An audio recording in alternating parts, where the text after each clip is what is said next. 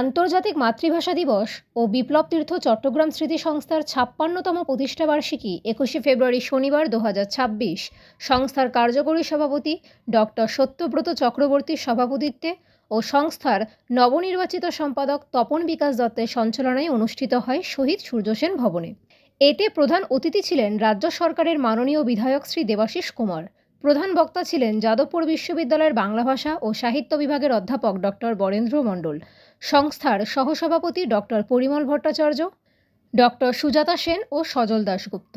মাতৃভাষা আন্দোলনের উপর হৃদয়স্পর্শী গান ও কবিতা পরিবেশন করেন ডক্টর তুষার চৌধুরী, অনুপ সেনগুপ্ত, পিনাকি চক্রবর্তী সহ অনেক শিল্পীবৃন্দ।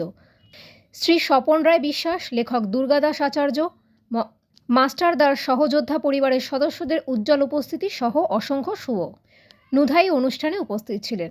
এই রকম আরও অনেক সামাজিক চিত্রধারণ দেখার জন্য YouTube channel news Purbatara TV চ্যানেলটি সাবস্ক্রাইব, কমেন্ট, শেয়ার, লাইক দিয়ে পাশে থাকবেন।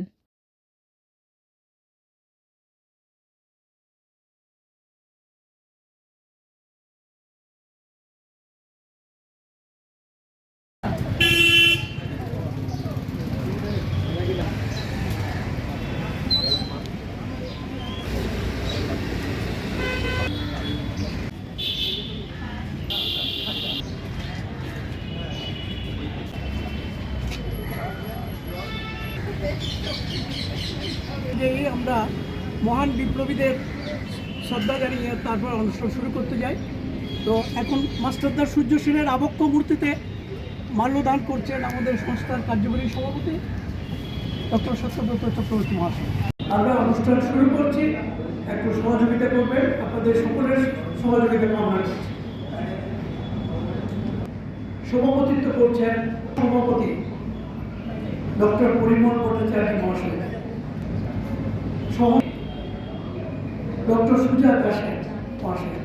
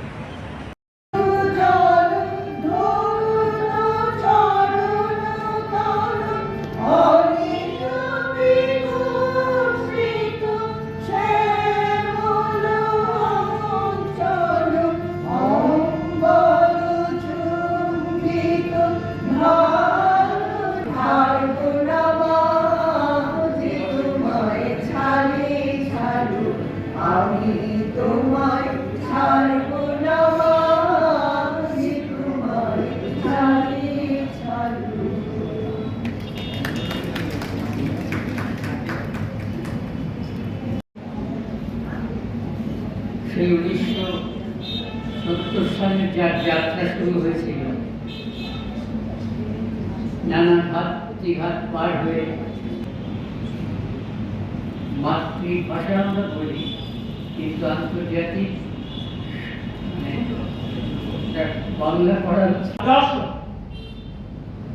আমরা কখন মেনে নেব না, যেমন মেনে নেব না আসলে রবীন্দ্রনাথের গান গাওয়ার জন্য মানুষকে জেলে পুরে দেওয়া হচ্ছে। এটাও আমরা মেনে নেব না, আমরা সমর্থন করি না। তারা রবীন্দ্রনাথকে না চিনতে পারে, কিন্তু আমরা তো জানি রবীন্দ্রনাথকে। আর পদ্মা সংস্কৃতি, বাঙাল সংস্কৃতি আর ঘটি সংস্কৃতি নয়। আসলে সংস্কৃতিটা নদী মাতৃক হয়ে যায়। আমার চেতনার কাঠামো নির্মাণ করে আমার বাংলা ভাষা। যে কোনো মানুষের চেতনা, এই 1 কোটি বাঙালিরা এই ভাষা নিয়ে আতঙ্কিত। 29 কোটি বাঙালি, যারা সাবার্ডেন বাঙালি, যারা প্রান্তিক মানুষ, যারা গণমানুষ, এই গণমানুষরা বাংলা ভাষাকে রক্ষা করবে।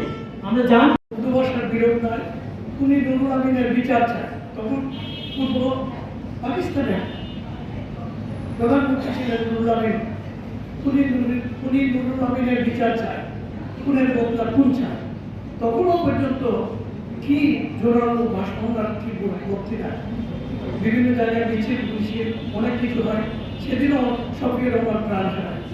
তো সংস্কৃতির প্রতি শ্রদ্ধাশীল করে তুলতে এবং ভাষাগত অধিকার আদায়ে বিশ্বব্যাপী সংগ্রামে সামিল হতে অনুপ্রাণিত করেন। রবীন্দ্রনাথ বলেছেন, শিক্ষায় মাতৃভাষায় মাতৃদুগ্ধ, অর্থাৎ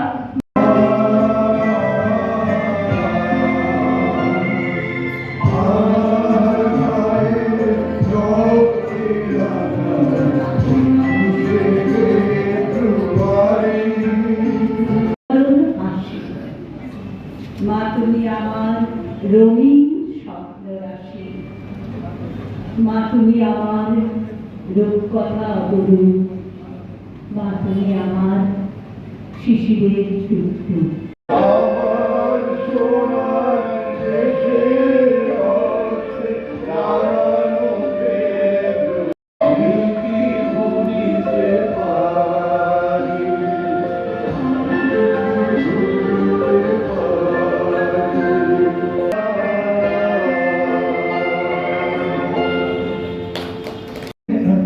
প্রাণের কথা সে কি ভোলা যায়, পুরানো সেই দিনের কথা ভুলবি কি রে আজ?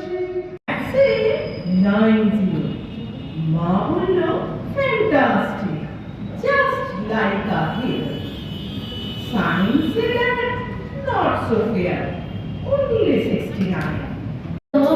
শহীদের মা তুমি আর কাইদো না, তোমার পোলাই আসে পেছে ওইখানে ওই দেবীর মাঝে, ফুলের মালায় মোড়া তাহার শরীর খানা। তোমার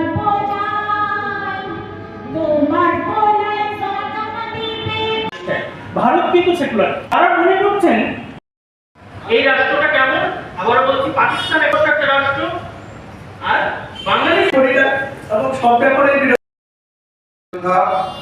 এবং চট্টগ্রাম যুব বিদ্রোহের ফিল্ড মার্শাল ও অন্যতম নেতা বিপ্লবী গণেশ ঘোষের সভাপতিত্বে 1970 সালের 21শে ফেব্রুয়ারি বিপ্লবী অর্ধেন্দু গুহর 16-17 নং কলেজ স্ট্রিট, কলকাতা 12 ঠিকানায় অবস্থিত চট্টলা আর্ট স্টুডিওতে যুব বিদ্রোহের বিপ্লবী ও দেশপ্রেমিকদের প্রতিষ্ঠান বিপ্লব তীর্থ চট্টগ্রাম স্মৃতি সংস্থা প্রতিষ্ঠিত হয়। শুনছিলাম এবং সত্যি শিক্ষার্থীর মতোই শুনছিলাম, কিন্তু অনেকগুলো জায়গায় যাওয়ার জন্য আমি চলে যাই। আমি বলেছিলাম আমি বলবো না, ওগুলো কিন্তু জোর করে বলা করেছেন। আমি আরেকবার আমার যিনি বক্তব্য রাখছেন তার কাছে আমি হাত জোর করে ক্ষমা চেয়ে নিয়েছি, যে তার মধ্যে আশা রয়েছে এর মধ্যে। আপনারা সকলে ভালো থাকবেন। আর আজকে কথা শুনলে আমার মনে হয় এবার আন্তর্জাতিক